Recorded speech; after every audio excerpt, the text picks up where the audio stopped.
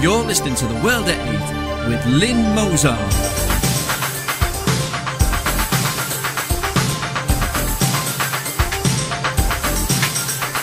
The World at 8, the number one in nationalist news. Now, before I start, there's something I'd like to clear up. On the Wednesday's World at 8, I came up with a well-known, very un-PC expression as a joke. However, it was like all funnies and has been misquoted in some comments relating to the news.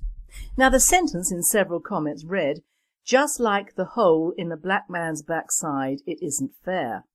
Now, for those who are obviously hard of hearing, my quote was, "A black man's behind is never fair." Very different with very different connotations.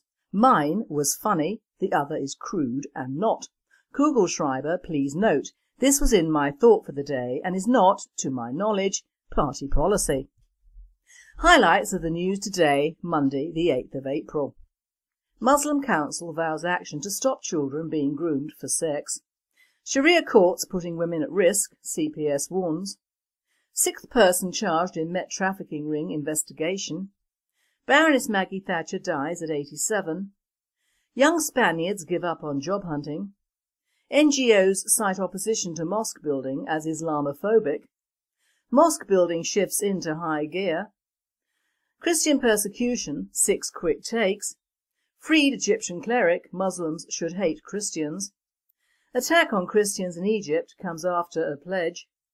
Thought for the day, bought and sold in the UK. And finally, a baby camel and blue waffle disease.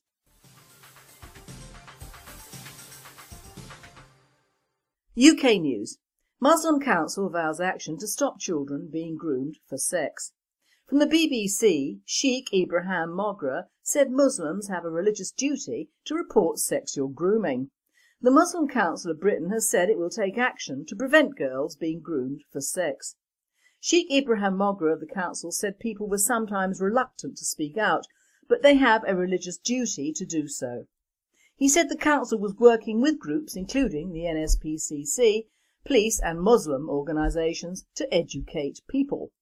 This is an appalling and abhorrent kind of behaviour which is totally unacceptable regardless of race or religion, said Sheikh Margaret, the MCB's Assistant Secretary General, on BBC Radio 4's Sunday programme.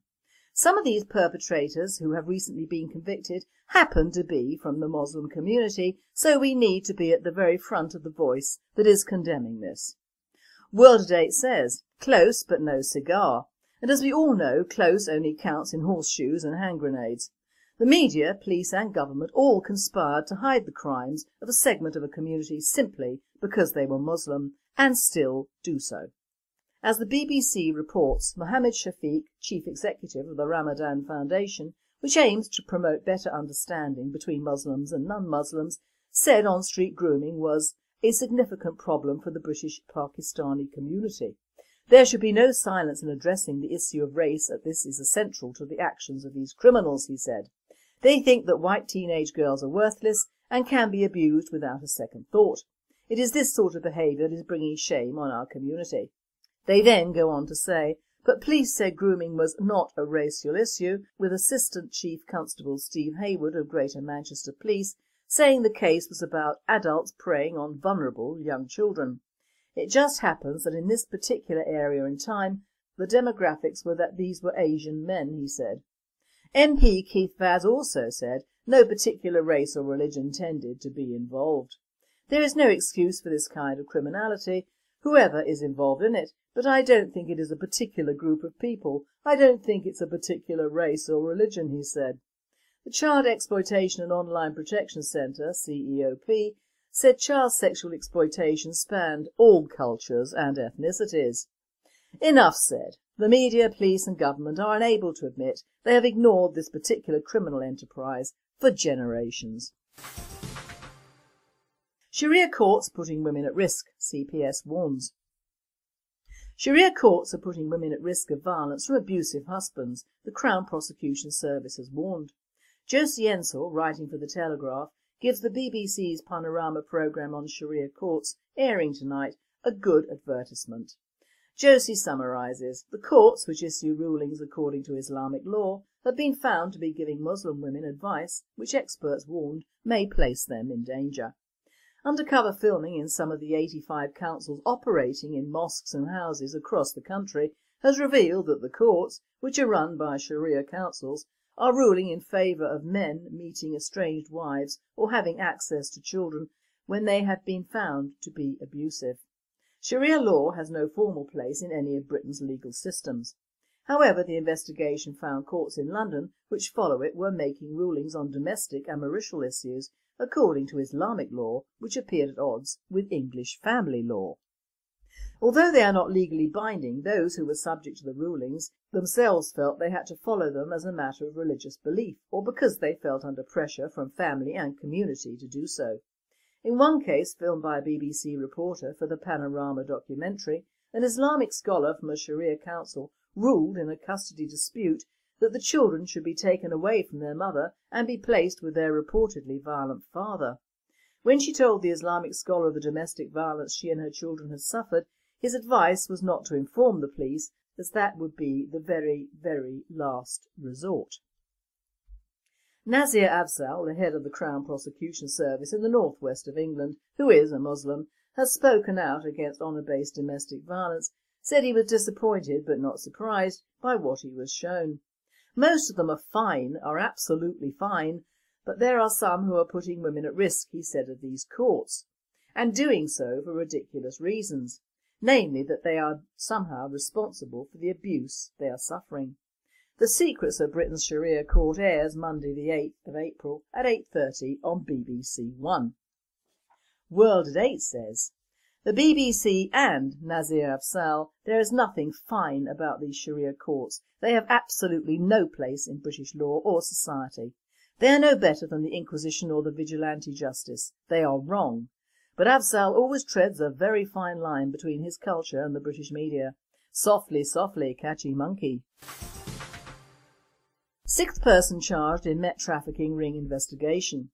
Sebastian Mann of London 24 provides the only available follow-up to a Scotland Yard investigation first revealed in January when 4 men, a British national and 3 Hungarian nationals, were first arrested on suspicion of human trafficking for sexual exploitation within and out of the UK. London 24 reported a 6th man has been charged in relation to a trafficking ring which promises women jobs and forces them into prostitution, Scotland Yard said. Kunal Chowdhury, 31, of Fog Lane, Manchester, was charged yesterday with conspiracy to traffic persons into the UK for sexual exploitation and on 1 count of transferring criminal property. He was due to appear at Camberwell Magistrates Court yesterday. 5 men have already been charged as part of a Metropolitan Police investigation into the trafficking ring, including Chowdhury's brother, 34-year-old Vishal Chowdhury of Peninsula Square, Tower Hamlets. The 5 are each charged with conspiracy to traffic persons into the United Kingdom for sexual exploitation, conspiracy to traffic persons within the United Kingdom for sexual exploitation, prostitution, conspiracy to control prostitution for gain. The other 4 are Attila Kovacs, 32, of Highview Gardens, Enfield, Peter Berkey, whose age is currently unknown to the police, of Telford Road, Enfield, Ibrahim Moza, 31, of Maze Road, Haringey, and Christian Abel, 32, of Green Lane, Ilford. All 5 were due to appear at Southwark Crown Court on Friday, April the 5th. Our World to Date writer says, thanks to the EU and our immigrant-loving governments, Hungarian criminals are able to team up with British nationals Ibrahim Moza, Vishal Chowdhury and Kunal Chowdhury. At least they don't call them English. Former Prime Minister Baroness Thatcher has died peacefully at the age of 87. After suffering a stroke, her family has announced. David Cameron called her Great Britain and the Queen spoke of her sadness at her death. Lady Thatcher was Conservative Prime Minister from 1979 to 1990. She was the first woman to hold the role. She will not have a state funeral but will be accorded the same status as Princess Diana and the Queen Mother. The ceremony with full military honours will take place at London's St Paul Cathedral. The Union flag above number 10 Downing Street has been lowered to half-mast. World Date says, Now quite a few nationalists will say that the death of the former Prime Minister Baroness Thatcher should not go on a nationalist news programme. But it is, and this is why. Firstly, this presenter is an ex-Conservative. Secondly, I have met the lady and personally had the greatest admiration for her. She made mistakes like all politicians do, but we have to applaud her for having more balls and conviction politics than all of the men around her then and since. And that is worth remembering for posterity. R.I.P. Maggie.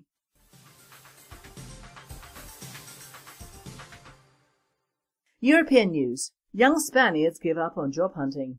A new report from Spain shows almost 1 million young Spaniards have given up looking for work since the financial crisis started. Some 864,100 people under the age of 25 in Spain have decided hunting for a job just isn't worth it. The study by Assempleo shows nearly 33% fewer young people are now actively seeking work than when the crisis hit in the third quarter of 2007. The figure represents a huge loss in faith in Spain's job market among young people, Assempleo stated in a media release on Thursday. Assempleo, which represents employers offering temporary contracts in Spain, also reported that the number of people aged under 25 actively looking for work in Spain had shot up by 930,000 by the end of 2012. This is twice the number of people in this cohort who were seeking employment before the crisis, 458,000. At the same time, youth unemployment in Spain is 51.1%, up from 18% before the crisis, Assempleo said in its report. Of this group, 45.9% had been looking for work for over a year, meaning they were classified as long-term unemployed. NGOs cite opposition to mosque building as Islamophobic.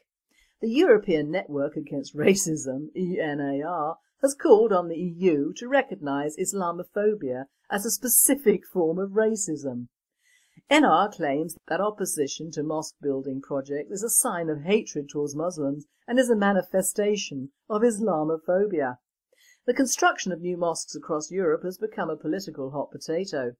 Cultural objections to often controversial mosque building projects are now slammed as a manifestation of Islamophobia by ENAR's Sarah Izal. In Europe reported, Izal claims, increasingly hatred against Muslims in Europe manifests itself as opposition to, as well as protests against, the building of mosques and property damage to Islamic places of worship. Yet Western governments have accommodated the demand for mosques to be constructed, in contrast to the absolute ban on the construction of churches in the birthplace of Islam, Saudi Arabia. The highest religious authority in Saudi Arabia, Grand Mufti Sheikh Abdul Aziz bin Abdullah, decreed it is necessary to destroy all churches in the region. Israel National News. World at 8 states. Remember, NGOs are non-governmental organisations, or at least supposed to be.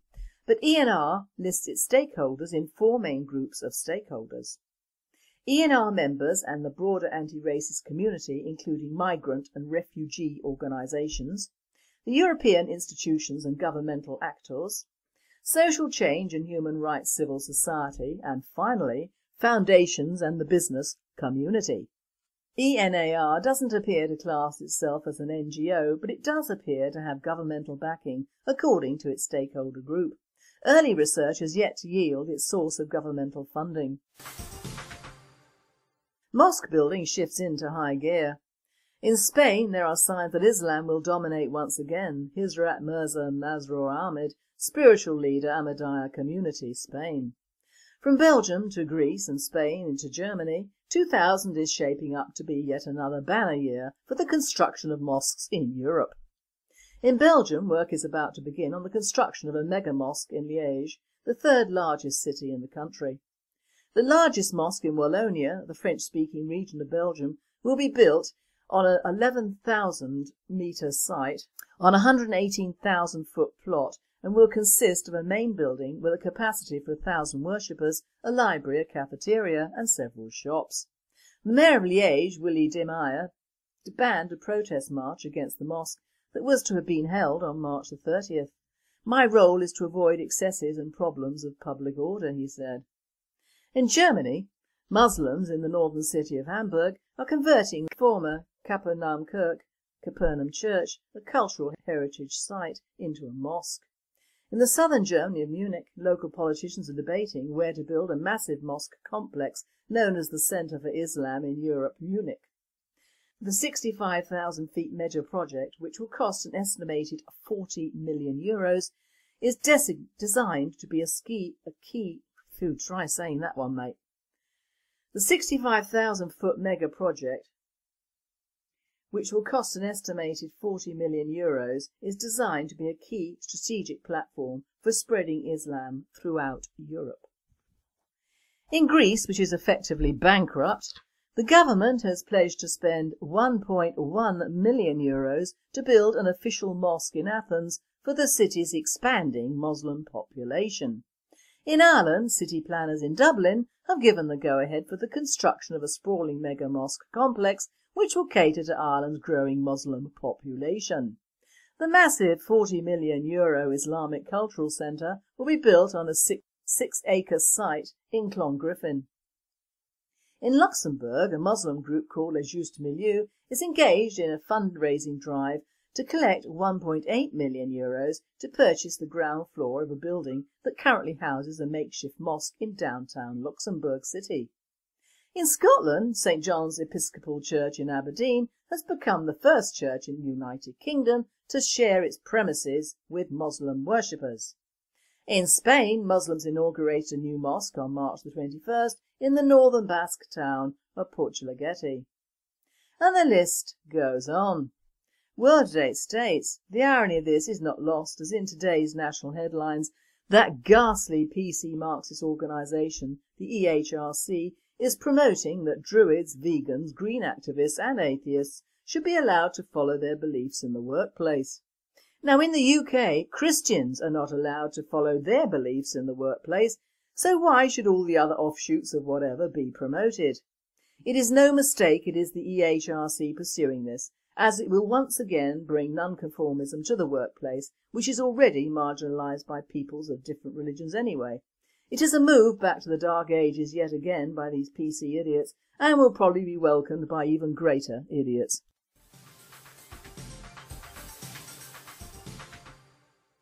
World news. Christian prosecution, 6 quick takes. Easter has come and gone, but this gem popped into one of our researchers' inbox. Rebecca Hamilton writes in her blog, Easter isn't all new clothes, gorgeous masses in stunning church buildings and arguments about red shoes and foot washing. In some places, Calvary is present in the lives of the people. The church itself and all its Christian people hang on the cross of persecution. In other places, such as the United States and Great Britain, society is moving along the continuum towards violent persecution. Christians in those two countries have come to expect and accept that they will be subjected to hate speeches against Christians, Christian bashing on websites. They are increasingly being forced to accept that they face growing legal discrimination against Christians and moves to force Christian speech and expression out of the public sphere. We are at the "you can go to church all you want but leave it there" phrase of discrimination, and this discrimination is rapidly becoming government enforced. At the same time, Christians in Egypt fear being kidnapped with no police support to stop it. Christians in Bangladesh have their children stolen and trafficked, and again the police do not punish the traffickers. Christians in North Korea are imprisoned and worked to death. Christians in Nigeria are murdered, tortured and their churches are burned. Rebecca writes, I could go on, but there is too much of it for one post. Here is in this week's roundup of Christian persecution in 6 quick takes. For further information on this topic can be found online at www.radiobritainonline.info. Freed Egyptian cleric, Muslims should hate Christians. Dr. Abdullah Badr, an Egyptian Muslim scholar, Al-Azhar graduate and professor of Islamic exegesis, who spent 10 years in prison under Mubarak, but, along with any number of Islamist terrorists and agitators, was released under Mohammed Morsi, recently gave an excellent summation of the second half of the highly divisive Muslim doctrine of Wala wa Bara, or love and hate, namely that the true Muslims should love and help fellow Muslims while hating and being disgusted by non-Muslims. During a conference last week, he explained how he is so disgusted by Christians to the point that, if a Christian were to touch his cup, he would not drink from it. It's not a matter of piety, but disgust. I get grossed out. Get that? Disgust. I get grossed out, man. I cannot stand their smell, or I don't like them. It's my choice. And they gross me out. Their smell, their look, everything. I feel disgusted, disgusted. I get disgusted not only by that, but by many things. Okay, World Today can't let that one go. Although I marvel at the semi-illiterate prose, this presenter says, I am disgusted by the presence of Muslims in my country. I loathe the look of their dress, their hairiness, their phony religion, and their awful bin-bagged women. They offend me all the time. They are like locusts in the plagues of Egypt. They destroy everything they see.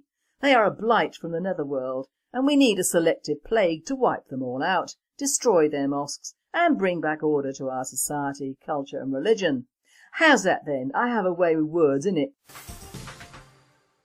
Attack on Christians in Egypt comes after a pledge. Cairo. Police officers firing tear gas joined with a rock-throwing crowd fighting a group of Christian mourners Sunday in a battle that escalated into an attack on Egypt's main Coptic Christian cathedral that lasted for hours. It was the third day of an outburst of sectarian violence that is testing the pledges of Egypt's Islamist president to protect the country's Christian minority. By nightfall, at least one person had died from the day's clashes, bringing the weekend's death toll to 6. Later Sunday, President Mohammed Morsi called the Coptic Pope Tawadros II to reassure him. I consider any aggression against the cathedral an aggression against me personally, Mr Morsi said, according to state media. The police are not trying to protect us or do anything to stop the violence, said Wael Eskander, a Coptic Christian activist. On the contrary, they are actively aiding the people in civilian clothes, attacking the Christians, he said. The Interior Ministry, in a statement on its website, said the mourners had started the violence and that the riot police intervened to stop it. World Today says, well, Mr Morsi, actions speak louder than words, and your Interior Ministry and police say it all. This behaviour is typical of this type of people, and I use that word loosely. Just sheer deviousness, which is why it was the ancient Egyptians that had all the culture and beauty, not these animals. In fact, they are an insult to animal life, actually.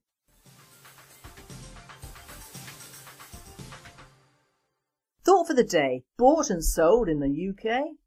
Now, for the last 30 years, various small items have been printed on sell-offs of our industrial and business structure to foreign investors, and very little until recently has the proverbial what's-it hit the fan. It seems in the last few years even the general sheeples are questioning why this is happening in the UK. And yet barely 2 years ago it was reported in the Telegraph that the last British owner port had been sold. As a great maritime and trading nation, Britain ought to treasure the ports that have been built up over centuries around our shores.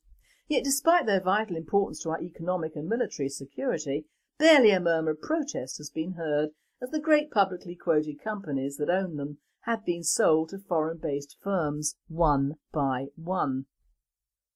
In February 2011, Forth Ports, the last remaining British port owner to be listed on the stock exchange, was sold for £754 million to an assortment of financial groups with the help of Germany's Deutsche Bank, led by a little-known European investment firm.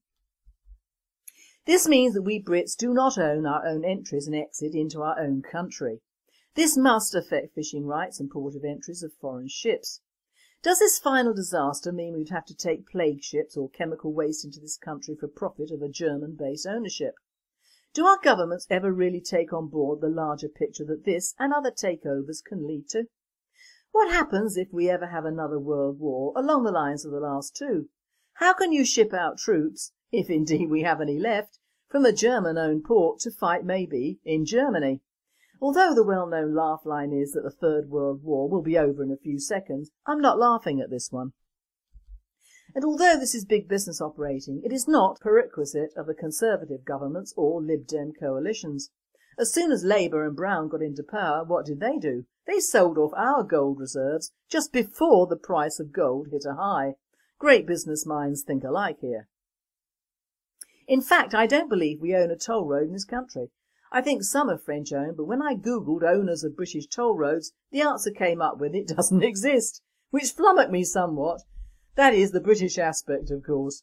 Now NCP, that good old British institution with their bright yellow banners, was founded in 1931 in England by a Colonel Frederick Lucas, but is now the property, since 2011, of Macquarie European Infrastructure Fund 2, which is Sydney based and boasts of an after-tax profit for 2012 as being 730 million Australian dollars. That is not pounds, of course, and not in this country. Harrods, a well-known British institution founded by Charles Henry Harrod in 1824, it was bought by the Fayed brothers in 1985, and they sold it to the Qatari Holdings, or rather the Qatari royal family, on May the 8th, 2010. Now I can claim a relation here, and he'd be turning in his grave at what has happened to Harrods. I'm quoting, "The Burbridge baronetcy of Littleton in the county of Middlesex is a title in the baronetage of the United Kingdom.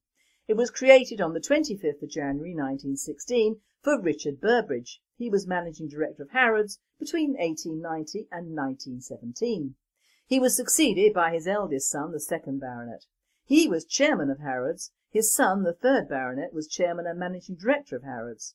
His son, the 4th Baronet, had no biological children, and on his early death in 1974 he was succeeded by his first cousin once removed, the 5th Baronet. He was the son of Herbert Edward Burbridge, 2nd son of the 1st Baronet. As of 2007 the title is held by his 6th son, the 6th Baronet, who succeeded in 2001.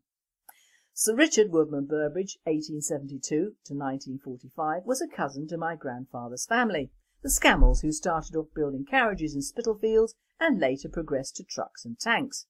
My mother's maiden name was Scammell, and this was well-known family knowledge. So Harrods has gone and become just a foreigner's must-see and will lose what Britishness it had. On another note, I was trying to find out who actually owns the Mayfair Hotel and can't find anything official, but it was sold to someone in November 2006 and underwent a $150 million refit. On recalling the programme on TV they did about it, I'm sure it was an offshoot of the Qatari royals again who bought it.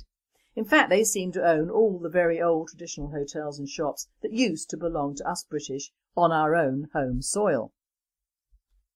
These places might seem posh and out of reach to the guy in the street, but they formed part of an England which is fast vanishing, and the danger is that the public might get so used to our industries, farming, land, fisheries, slipping through successive governments' fingers like sand, being bought out by Europe, the EU, and indeed people who dwell on the sand, the fact being some of our mightiest institutions are falling into the hands of foreigners is being ignored by our media.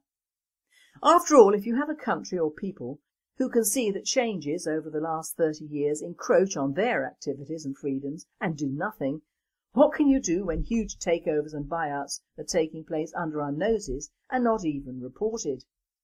Whether it is an upmarket shopping emporium or a small industry or business, the principle is still the same. Why bother to preserve British jobs for British people when we have few British people and even fewer British industries and businesses to give out jobs? Someone, somewhere, please wake up. Sell-offs and sell-outs are not good for the future of any country, let alone one as small as ours. And finally, a camel and a blue waffle disease. I have a sad finally and a funny one. The sad one was that a baby camel given to the French President Hollande during February in Mali for his troops' intervention has been killed. On receiving the little beast, Hollande decided it should not be flown to France, but given to a Malian farmer whose land was damaged by French tanks. This sealed the little guy's fate, and he's now been butchered by his new owner. It just shows there's no empathy between Europe and Africa at all. Now, reported in nutty news from Trenton, New Jersey, blue waffle disease deserves the city's attention, Councilwoman Cathy McBride said at a City Council meeting last night. During the council member comment period of the meeting, McBride said she received a concerned call from a city man asking what Trenton was doing to combat blue waffle disease, and said she hoped Health and Human Services Director James Brownlee could provide her with more information on that mysterious disease she'd never heard of. It's already claimed 85 lives, and there's a case here in Trenton, McBride said. It's a virus that is 10 times greater at this point than the AIDS virus. In fact, it appears that McBride fell victim to an internet hoax and April Fool's Day prank. Blue waffle disease is considered an internet urban legend, a fake sexually transmitted disease said to tint women's genitals a bright blue. But that shouldn't affect Councillor McBride, as she is a lady of a very dark hue indeed. You've been listening to The World at 8. I am Lynn Mozart and I wish you all a very good night.